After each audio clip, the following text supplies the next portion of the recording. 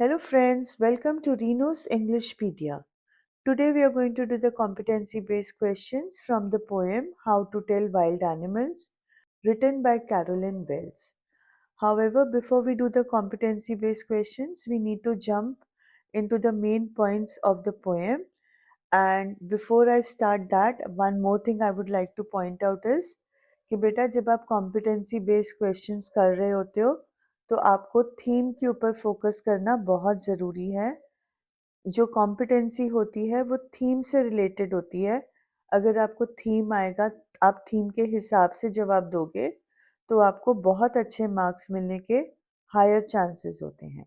So let us get started. Okay, तो सबसे पहले हम थीम ही डिस्कस करते हैं। इस पोएम का थीम है कि पोएट हमारे को एक एनिमल को दूसरे एनिमल से हम कैसे डिस्टिंग्विश कर सकते हैं, हम कैसे डिफरेंशिएट कर सकते हैं वो बता रहा है। बट वो ऐसे नहीं बता रहा है मतलब बड़े सिंपल वे में, वो एक्चुअल में बड़े ह्यूमरस वे में बता रहे हैं। जो ये ह्यूमरस वे है वो जो it is encompassing features of all the animals in a very clever ironic manner.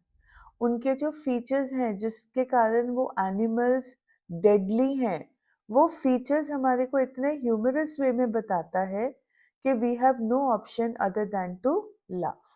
So that is the theme.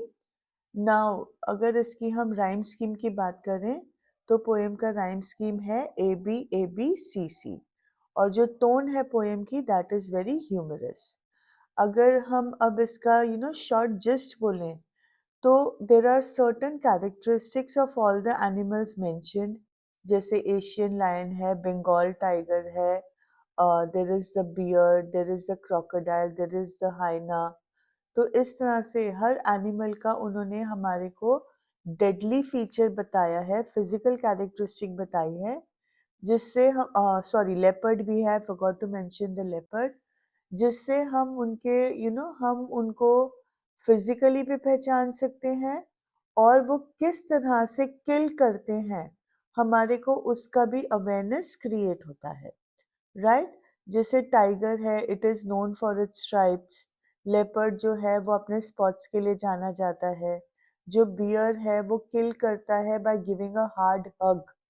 जो क्रोकोडाइल है उसके लिए कहावत है मगरमच्छ के आंसू, क्रोकोडाइल टीयर्स, मतलब झूठे आंसू।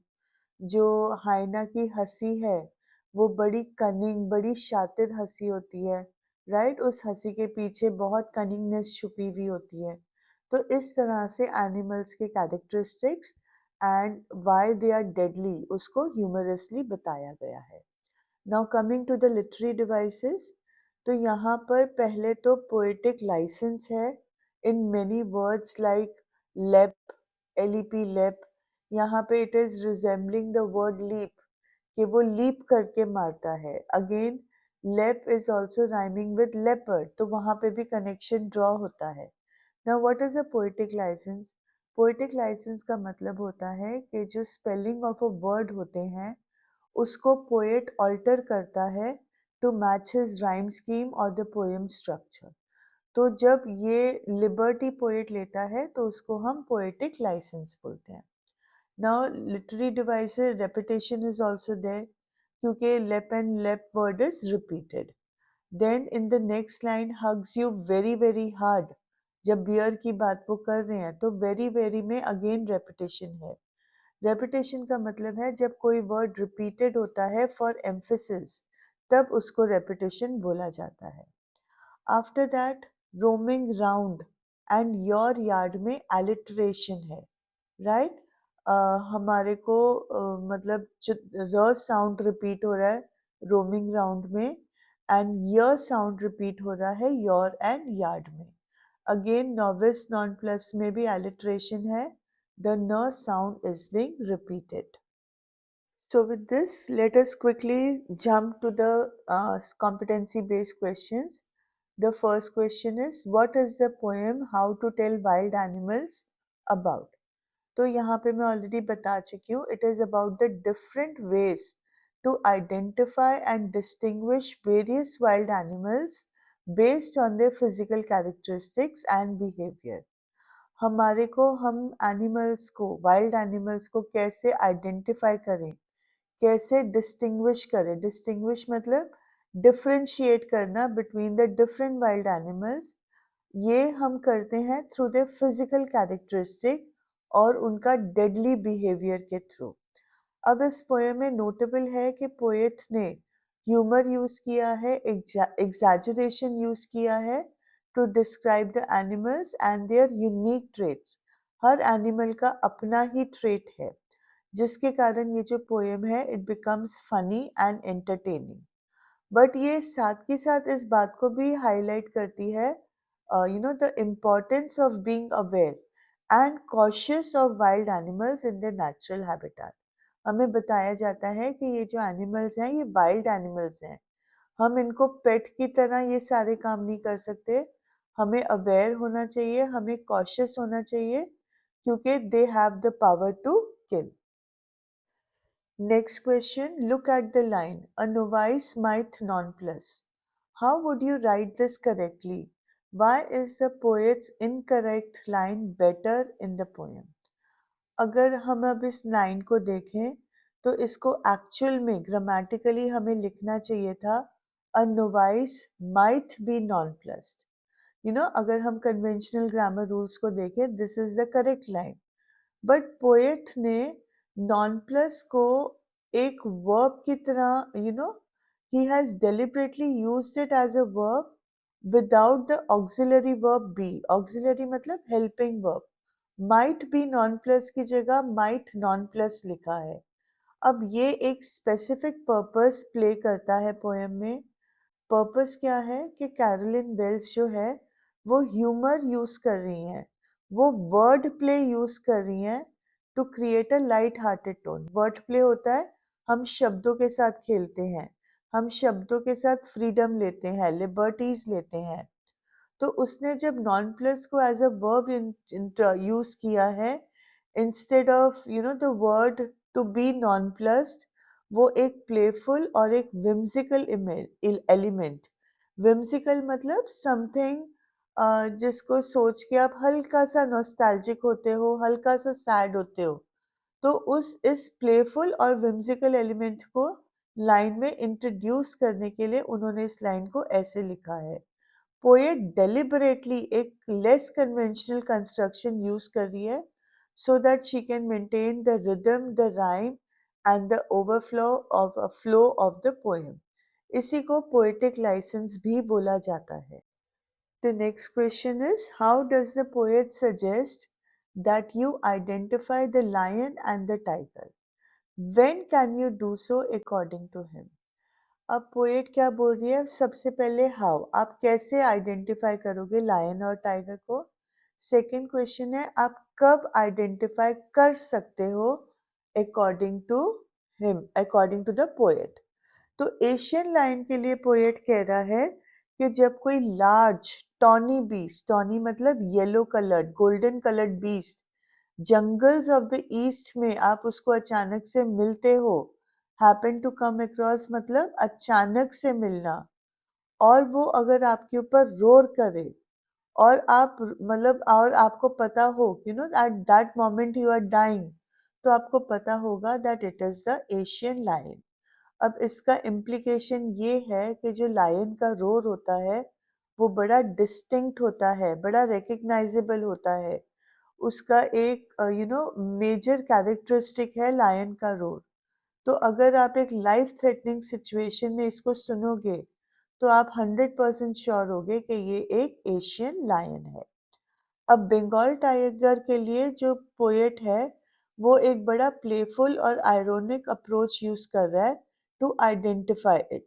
वो कह रहा है कि अगर आप रोम कर रहे हो, इधर उधर घूम रहे हो और अचानक से आप एक नोबल वाइल्ड बीस्ट से मिलते हो जिसकी येलो बैकग्राउंड बॉडी पे ब्लैक कलर के स्ट्राइप्स हैं, तो नोटिस करो वो आपको खा जाएगा।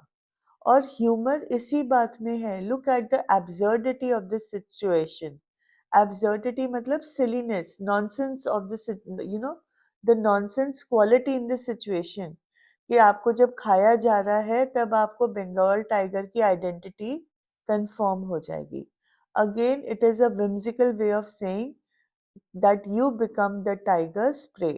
आप उस टाइगर का निशाना बन जाते हो, and then you know that you have encountered a Bengal tiger. Next question है, does dying really rhyme with lion? तो एक्चुअल में डाइंग जो है वो टेक्निकली लायन के साथ राइम नहीं करता है अगर हम स्टैंडर्ड इंग्लिश की बात करें. The actual word is dying with a G, but poet ने ये डेलिबरेटली चूज किया है टू क्रिएट अ कॉलिक्वल और डायलैक्टिकल इफेक्ट. कॉलिक्वल या डायलैक्टिकल इफेक्ट का मतलब होता है कि मतलब हर जगह की एक अलग एक्सेंट होती है, एक अलग तरह से वर्ड्स को बोला जाता है. Indian English is far different from American and British English, right? हम अपने ही प्रोनाउंसिएशंस कहीं ना कहीं उसमें आ जाते हैं. साउथ की हिंदी और नॉर्थ की हिंदी और बिहार की हिंदी में भी फ़र्क है. तो ये हमारे डायलेक्ट होते हैं. हम हिंदी भी अलग-अलग स्टाइल से बोलते हैं. So that is dialect. तो अब पोएट ने ये डायलेक्ट क्रिएट करने के लिए डाइन DYIN वर्ड को यूज़ किया है. अब वो एक्चुअल में वो she may be trying to mimic a particular accent या कोई regional speech pattern, but reality ये है कि इट इज डिविएटिंग. डिविएटिंग मतलब वो हट रहा है from the standard pronunciation. Standard pronunciation में जो जी साउंड है वो सुनाई देता है, बट यहाँ पर वो जी साउंड नहीं आता है. Okay, the next question is, if he roars at you as you are dying, you'll know it is the Asian lion. Comment on the irony of the quote from the poem How to Tell Wild Animals. अब इस quotation में irony क्या है? Irony ये है कि इस quotation को यूज करके आयरनी के साथ साथ पहले तो हमें ये समझना है कि ये कोटेशन इस पोएम में ह्यूमर डालती है. It is a witty quotation. अब आयरनी इस पॉइंट पे है कि लायन जो है वो आपके ऊपर रोर कर रहा है, आप एक लाइफ थ्रेटनिंग सिचुएशन में हो और आपको पता चल जाएगा कि उसके रोर से कि ये तो एशियन लायन है. अब डायर सर्कमस्टांसेस में हमारा प्राइमरी कंसर्न क्या होता है कि हम सर्वाइव करें, हम उस सिचुएशन से निकल जाएं. अगर हम लायन को देखेंगे तो हम वहां से भागेंगे, हम एस्केप करने की कोशिश करेंगे. बट पोएट हमें बोल रहा है कि आपको ये रोर जो है ये इस स्पीसीज को आइडेंटिफाई करने का एक तरीका है, और इसी बात में आयरनी छुपी है. जो पोएम है वो प्लेफुली सीन को एग्जैजरेट कर रही है. वो बता रही है कि लायन का जो रोर है वो बहुत डिस्टिंक्टिव है और इतना अनमिस्टेकेबल है कि even in the face of imminent danger, imminent death, आपके पास still you will have the presence of mind, the common sense to identify it as the Asian lion. Next question is, hyperbole is a literary device used when the poet exaggerates an image to make it comical. State two instances from the poem How to Tell Wild Animals where this literary device is used. अब आपको hyperbole का मतलब बता दिया है कि poet ने जहाँ जहाँ exaggeration यूज किया है to introduce the element of comic, वो जगहों पे हम कह रहे हैं कि हाइपरबली यूज्ड है. तो अब आपने हमारे को एग्जाम्पल्स देने हैं कि वो कौन से इंस्टेंसेस हैं जहाँ पर हाइपरबली पोएट ने यूज किया है. तो ऑलरेडी हमने पिछले क्वेश्चंस में ये वाले एग्जाम्पल्स देख ली हैं. First is the description of the Asian lion. And if there should to you advance a large and tawny beast, if he roars at you as you are dying, you'll know it is the Asian lion. अब इस stanza में poet ने exaggerate किया है कि जो Asian lion का roar है, उससे आप उसको आपको पता चलता है कि वो एशियन लायन है. और इससे ही वो सजेस्ट कर रहा है कि जब डायर सिचुएशन होती है, आप ऑलरेडी मर रहे हो, तो उस टाइम पर भी आप मर रहे हो, बट उस टाइम पर भी आपके प्रेजेंस ऑफ माइंड में आएगा कि अच्छा, I am being killed by an Asian lion. तो ये जो हाइपरबोलिक स्टेटमेंट है, ये इंटेंसिटी ऑफ द लायन के रोर को एम्पलीफाई कर रहा है और साथ के साथ एक कॉमिकल इफेक्ट क्रिएट कर रहा है that even under extreme circumstances one will pay attention to the identifying characteristics of a lion. हम उन चीजों पे ध्यान देंगे जिससे हम लायन को आइडेंटिफाई कर सकते हैं. सेकेंड एग्जाम्पल है, or if someone when roaming around a noble wild beast greets you with black stripes on a yellow ground, just notice if he eats you. अब ये स्टैंजा में हाइपरबोली एम्प्लॉयड है to present the absurd scene of being eaten by a tiger as a means to identified. अगर वो आपको खा रहा है तो उस पॉइंट पे जब आपको खाया जा रहा है तब आप आपके दिमाग में आएगा, अच्छा now he is eating at me, sorry now he is eating me, तो ये डेफिनेटली टाइगर है. लायन होता तो वो मेरे ऊपर रोर कर रहा होता खड़े होके, बट टाइगर है तो वो मुझे खा रहा है, तो ये टाइगर है. अब ये exaggerated statement just notice if he eats you, अगर आप इस स्टेटमेंट को थोड़ा इसके ऊपर फोकस करो तो आपको इसमें जो डेंजर है देखोगे कि किस तरह से एग्जैजरेट किया है और किस तरह से पोएट ने एक ह्यूमरस कंट्रास्ट भी यूज किया है again between the act of being eaten and the notion of casual observation. Okay, next question already हम literary devices में discuss कर चुके हैं, but let's do it once again. Do you think the words leapt and leap in the third stanza are spelled correctly? Why does the poet spell them like this? तो right, सबसे पहले तो हमें clear हो जाता है कि ये दोनों वर्ड्स अनकन्वेंशनली स्पेल किए गए हैं. जो लेफ्ट है that is suppose to be the past tense of leap, right. Original उसका स्पेलिंग होता LEAPT, बट यहाँ पे उन्होंने ए को कैंसिल कर दिया है. And again the word lep should have been leap LEAP, but वो लेपर्ड के साथ राइम करने के लिए, कोलिंग करने के लिए अगेन उसको शॉर्टन किया है. अब क्वेश्चन है क्यों. तो पोएट ने इन वर्ड्स को ट्रंकेटेड मैनर मतलब इस तरह से डिस्टॉर्टेड मैनर में इसलिए यूज किया है to maintain the rhythm, the rhyme and the overall structure of the poem. मैंने आपको पहले भी बताया था इस चीज को पोएटिक लाइसेंस बोला जाता है. जब पोएट इस तरह से एब्रिविएटेड स्पेलिंग्स यूज करते हैं तो वो एक सेंस ऑफ इनफॉर्मेलिटी को क्रिएट करते हैं. She is creating light-heartedness in the poem, and the poet is deviating from the strict conventions of standard spelling. वो जो normal spellings है उससे deviate कर रहे हैं so that it can create informality and light-heartedness. Okay, the next question is, which genre is most appropriate for the poem? Substantiate your choice with reference to the poem How to Tell Wild Animals. इसका मतलब है कि हम इस poem को किस category में डालेंगे और हमने अपनी चॉइस को सब्सटैंशिएट करना है, उसको जस्टिफाई करना है.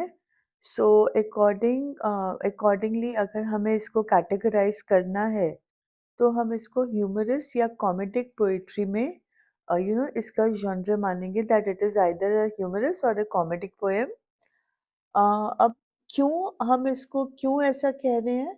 Because the poem is employing a light hearted and playful tone. पूरी पोएम में एक हंसी मजाक, एक हल्का फुल्का सा पोएम लगती है, कोई बहुत गहरी पोएम नहीं है. वो विट को यूटिलाइज करती है, देयर इज वर्ड प्ले, फिर सिचुएशंस एग्जैजरेटेड हैं, बढ़ा चढ़ा के बनाए हुए हैं so that people can laugh when reading the poem. People may be amused when reading the poem. ये एक whimsical guide है. whimsical मतलब थोड़ी इसेंट्रिक, थोड़ी सी सैड, थोड़ी सी फनी. एक whimsical guide है to identify wild animals through humorous and absurd descriptions. हंसी मजाक वाले डिस्क्रिप्शंस हैं और थोड़े से नॉनसेंसिकल भी हैं, एब्सर्ड भी हैं. जैसे अगर हम लायन की बात करें तो उसके रोर से जब बंदा डायर डेस्परेट सिचुएशन में है तो हम उसकी रोर के हिसाब से उसको आइडेंटिफाई कर रहे हैं, अच्छा ये लायन है. फिर टाइगर जब हमें खा रहा है तब हम उसको आइडेंटिफाई कर रहे हैं कि okay it is eating me therefore it is a tiger. तो ये एक बड़ा एब्सर्ड सा डिस्क्रिप्शन है। अब इस पोएम में और क्या यूज है, इसमें आयरनी यूज है, हाइपरबली यूज है, प्लेफुल लैंग्वेज है, जो तो इसीलिए ये इस पोएम की कॉमेडिक जॉनरे को सपोर्ट करता है। पोएट डेलिबरेटली ऐसे वर्ड्स यूज करता है जिससे वो खेल रहा है, वो अनकन्वेंशनल स्पेलिंग्स यूज कर रहा है, वो अनएक्सपेक्टेड ट्विस्ट एंड कंट्रास्ट को यूज कर रहे हैं so that it would generate humor and it would entertain the reader. Therefore, it is a comedic poem. Next question is, all knowledge is useful, but not all knowledge is worth the cost. इसका मतलब है कि जितनी भी knowledge होती है वो बड़ी यूज़फुल होती है लाइफ में, बट कई बारी नॉलेज के लिए हमें ऐसी कीमत चुकानी पड़ती है दैट डजंट जिसको हम वैलिडेट नहीं कर सकते हैं with the knowledge that we get, right? मतलब it is not worth having that knowledge if we have to pay such a big price. अब इस कोट के कॉन्टेक्स्ट में आपको क्या बोला गया है? You have to elaborate on the quote in the context of the poem how to tell wild animals. अब इसका मतलब मैं आपको बता चुकी हूँ कि knowledge can have value and usefulness, but it is not worth the effort, the time, especially the consequences जो associate होते हैं उस knowledge को acquire करने के लिए। उसका जो end हो सकता है वो बहुत बुरा हो।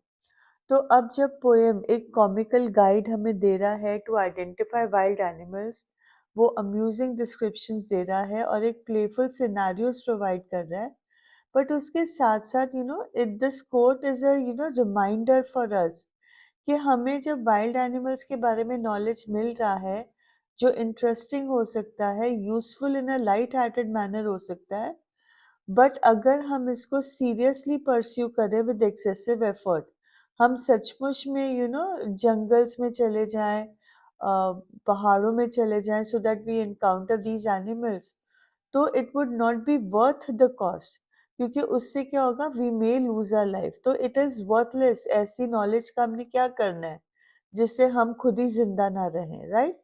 So the poem's purpose is primarily to entertain and bring joy through humorous elements.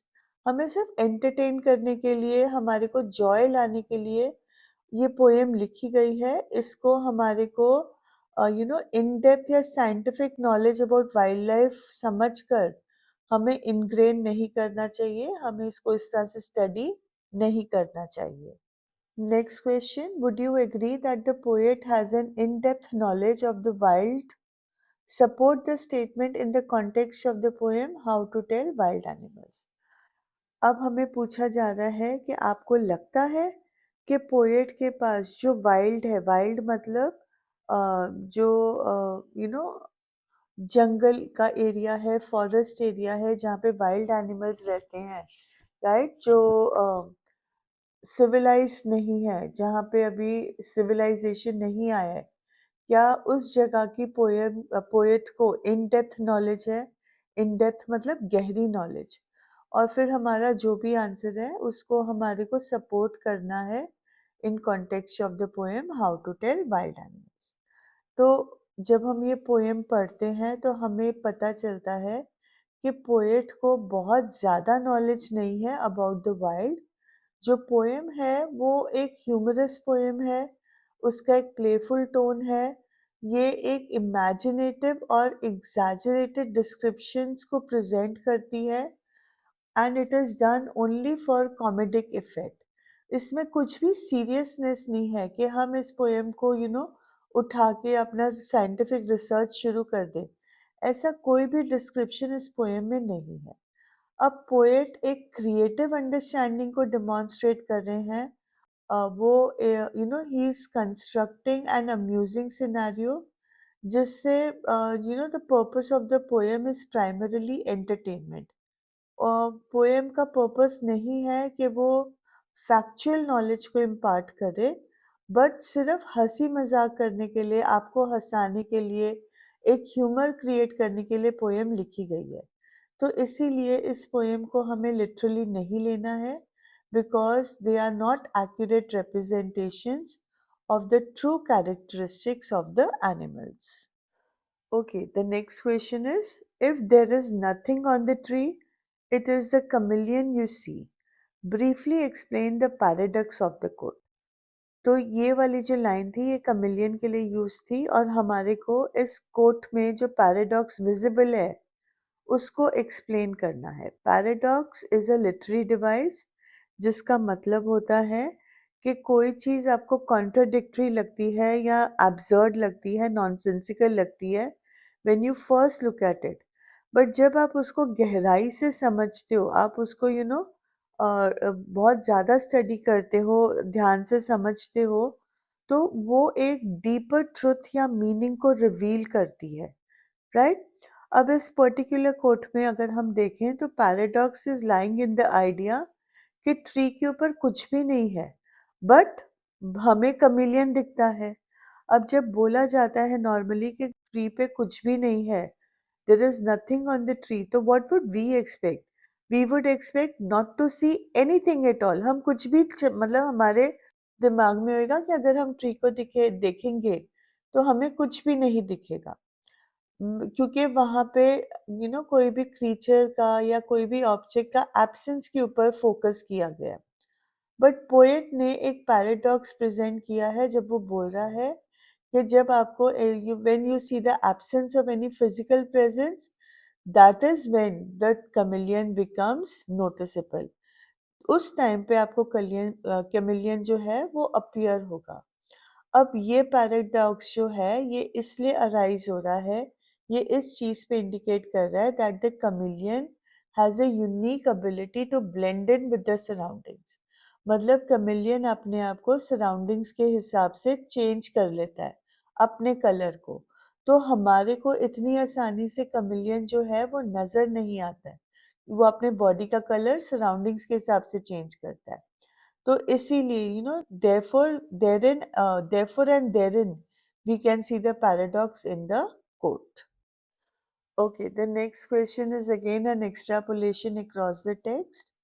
Now the question is, imagine the poet meets Mitchell the otter. Write a detailed account of the characteristics the poet could use for her poem if she were to write about telling an otter. Telling an otter मतलब describing an otter. अब वो otter के लिए humerus कौन सी qualities अपनी poem में use कर सकते हैं? तो अब वो इंक्लूड कर सकते हैं various characteristics like she would capture the essence of this playful and agile creature. हमें पता है कि मिचबिल कितना प्लेफुल था, कितना एक्टिव था, किस तरह से वो अपनी इंटेलिजेंस यूज करता था बाथरूम का टैप खोलने के लिए, किस तरह से वो सूटकेस और बॉल्स और मार्बल्स के साथ खेलता था। तो जो पोएट है वो ऑटर के इसी उसका जो फर है, वाटर रिपेलेंट फर है, उसका जो स्लीक बिल्ड है, उसका जो फर के shades of brown and hints of silver है, जो सनलाइट में चमकते हैं, ग्लिसन करते हैं, वो इन चीज़ों को यूज़ कर सकती है। She could also use the author's light and nimble body, मतलब उसकी जो स्लीक बॉडी है which is capable of graceful dives and acrobatic leaps. तो उसका ये डिस्क्रिप्शन भी वो यूज कर सकते हैं टू डिस्क्राइब द ऑटर। फिर वो ऑटर के जो वेब्ड पैर हैं, पॉज हैं, which are perfect for swimming and diving under water, its sharp claws which are essential for catching fish and moving through rocky terrain. Manoeuvring मतलब पत्थरों के बीच में से विदाउट हर्टिंग योर सेल्फ एक कोर्स प्लान करके चलना, दैट इज मैन्यूवर। तो वो उन चीज़ों को भी यूज कर सकती है।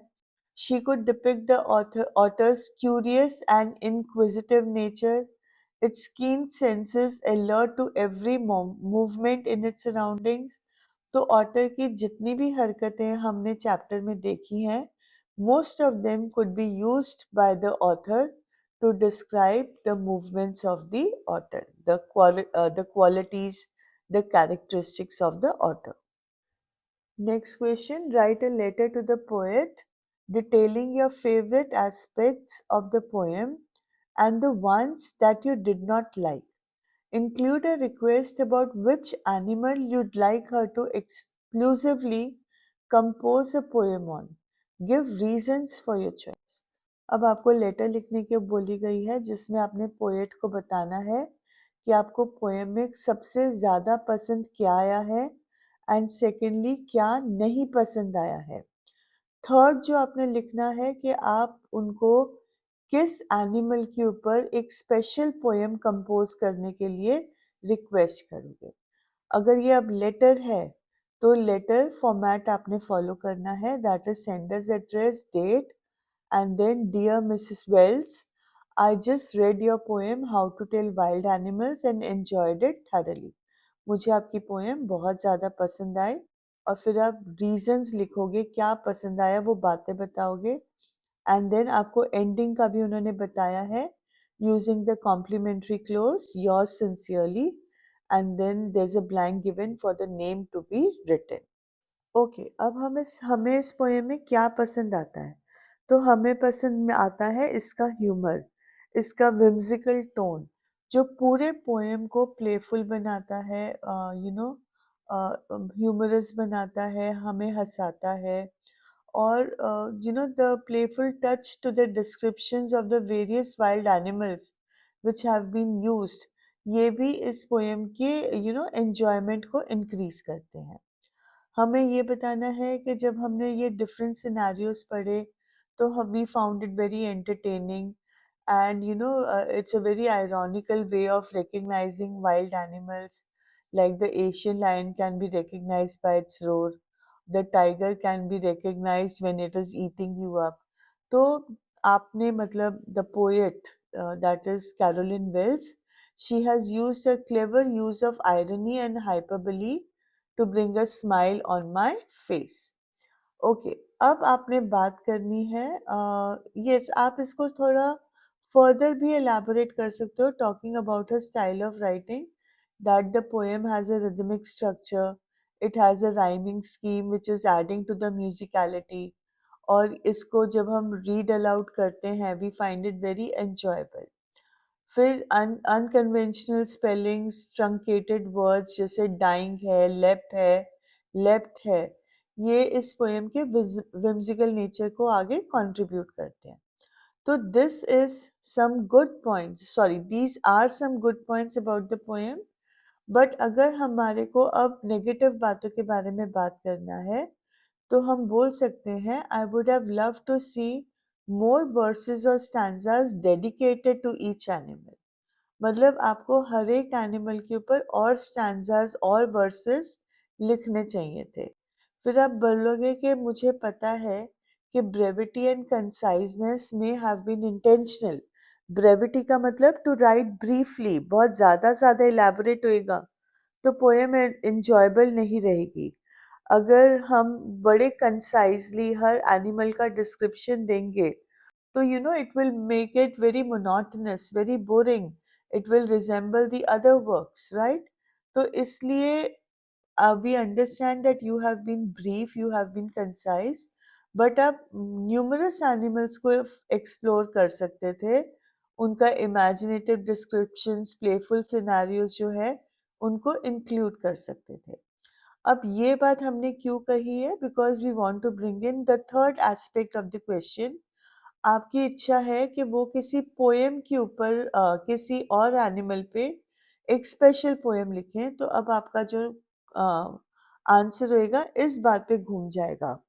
I would be thrilled if you could exclusively compose a poem on the Majestic and enigmatic snow leopard. Leopard and snow leopard में फर्क होता है। आप अब आप क्यों उनको ये सजेस्ट कर रहे हो? क्योंकि आपको पता है कि जो उनकी पोएटिक जीनियस है, उनका प्रोवेस है, that is her expert quality of expressing poems in such a humorous manner. अपने poems के अंदर humor भरना, उनको whimsical बनाना, ये एक poem को unique charm add कर रहा है जो कैरोलिन वेल्स बहुत अच्छे से कर सकते हैं। तो स्नो लेपर्ड की जो मेन क्वालिटी है कि वो एक सॉलिटरी एनिमल है, उसका जब वो स्नो में होता है तो वो एक कैमोफ्लेज बन जाता है और उसको इजीली डिटेक्ट करना, मतलब it's not easy to detect it, and वो उस हार्श माउंटेनियस एटमॉस्फेयर में, कंडीशंस में थ्राइव करता है, ग्रो करता है। तो इसलिए it could be an intriguing subject for your poetic exploration. आप चाहो तो स्नो लेपर्ड की जगह कोई और एनिमल भी यूज कर सकते हो, जिसके बारे में भी you can give some funny qualities, जैसे एलिफेंट हो सकता है या राइनोसरस हो सकते हैं। आपकी मर्जी है, आप कोई भी एनिमल सजेस्ट कर सकते हो। And then you end the letter by saying that, by thanking her for sharing her talent and creativity through her poetry, and that you look forward to reading more of her poems in the future. And that will be the end of your answer. Next question: what is the poet's purpose in using behavioral cues like roaring, smiling, or weeping in the poem How to Tell Wild Animals? Behavioral cues का मतलब होता है कि animal के distinctive qualities of behaviour, वो किस तरह से बिहेव करते हैं। जैसे लायन रोर करता है, हाइना स्माइल करता है, क्रोकोडाइल वीप करता है। तो these are the behavioural cues. Cues का मतलब होता है हिंट्स, राइट? तो अब पोएट ये क्यूज यूज करता है to educate the reader humorously and playfully about identifying wild animals based on their behaviour. जब हम किसी भी एनिमल को उसके स्पेसिफिक बिहेवियर के साथ एसोसिएट करते हैं, तो हम इंफॉर्मेशन को मेमोरेबल और एंगेजिंग, एंगेजिंग मतलब इंटरेस्टिंग बनाते हैं।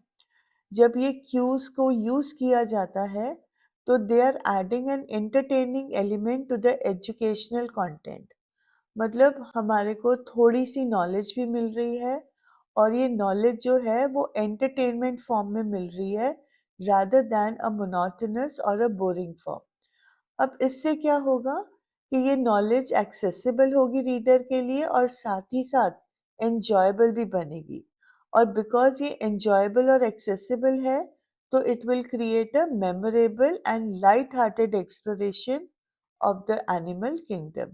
मेमोरेबल मतलब जो कभी ना भूल पाओ, एंड लाइट हार्टेड मतलब आपको, आप एंजॉय करोगे। It will not be a serious exploration, it will be a funny exploration of the animal kingdom. Okay, let us now discuss some questions based on extracts. So the extract is: though to distinguish beast of prey, a novice might nonplus, the crocodiles you always may tell from the hyena thus. Hyenas come with merry smiles, but if they weep, they are crocodiles. तो यहाँ पर हमारे को distinguish quality of the hyena and the crocodile बताई गई है। So the first question is: select the appropriate option to complete the sentence according to the extract. Crocodiles can be identified by their, and answer is very clear that it is the tears. Weeping का मतलब होता है रोना, and tears कब आते हैं? जब आप रोते हो। So option A, tears, is the correct answer. The next question from the same extract is: state whether the following statement is true or false. The statement is: hyenas are famous for weeping. अगर आप extract में देखोगे तो लिखा हुआ है hyenas come with merry smiles. अब smiles और वीपिंग का सेम मीनिंग है? ऑब्वियसली नहीं। So the right answer is false. hyenas are famous for smiling, not for weeping. Third question from this extract is: novice in line 2 means the same as। हमें novice का जो synonym है वो बताना है। तो novice is referring to the learner, to the beast, to the tenderfoot or the beginner। novice का मतलब होता है बिगिनर। अगर कोई बिगिन कर रहा है वाइल्ड एनिमल्स की पहचान करने के लिए, तो वो ये डिस्क्रिप्शन देखकर कंफ्यूज हो जाएगा, नॉन प्लस्ड हो जाएगा, राइट? नोवाइस का मतलब होता है beginner. So the D option, beginner, is right. The fourth question from this extract is: The poet has presented two different behavioral traits of the animals in this extract. They are dash. तो यहाँ पे दो animals कौन से हैं? Crocodile और हाइना.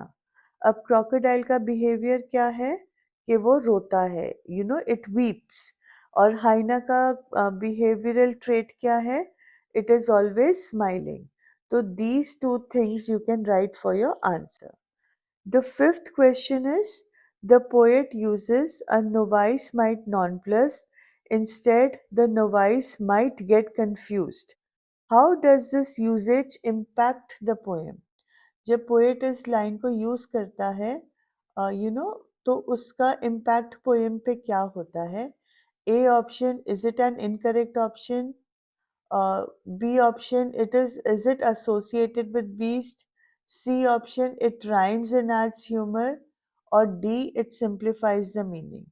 तो हमारा C ऑप्शन है, क्योंकि बार बार हमने ये देखा है कि पोएट इस तरह की लैंग्वेज यूज कर रहा है to create a rhythmic effect and to add humor to the poem. So the C option is right for question 5. Okay, now since you have almost discussed, since you have discussed almost all the questions, तो अभी कुछ extra questions हैं जिसको हम सिर्फ discuss करेंगे. I have not included answers.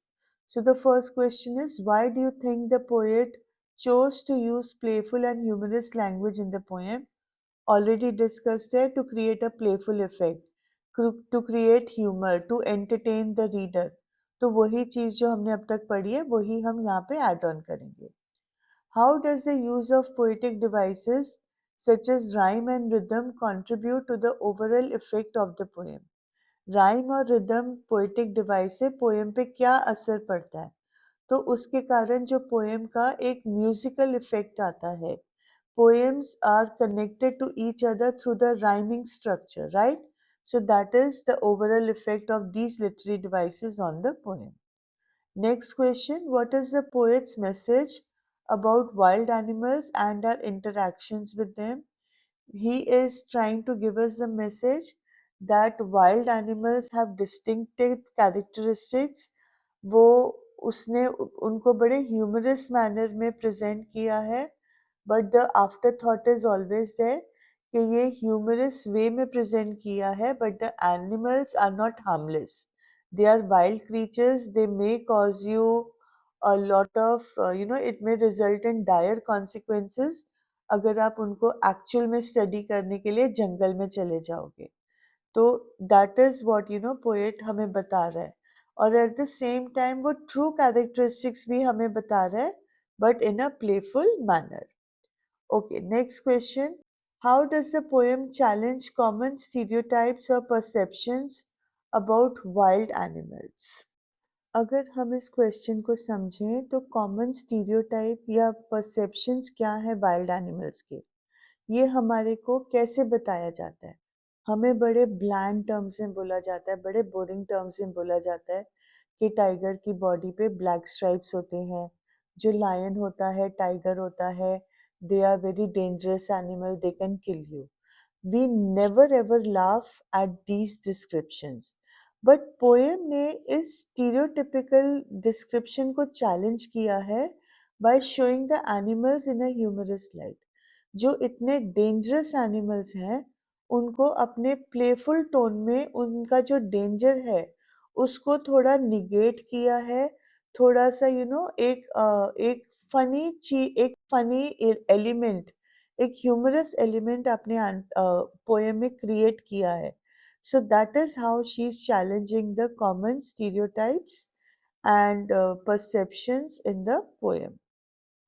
Okay, the next question is, what is the significance of the poet's decision to include both physical and behavioral characteristics of wild animals in the poem? Poet ने क्यों physical भी और behavioural characteristics को poem में include किया है? तो firstly poem जो है वो थोड़ा सा बेसिक नॉलेज हमारे को एनिमल्स के बारे में देना चाहती है. More over using these descriptions वो एक ह्यूमर क्रिएट करती है, एक ऐसी लैंग्वेज यूज करती है जिससे वो जो इतना सिग्निफिकेंट नॉलेज होता है वो थोड़ा सा प्लेफुल बन जाता है, लाइट हार्टेड बन जाता है.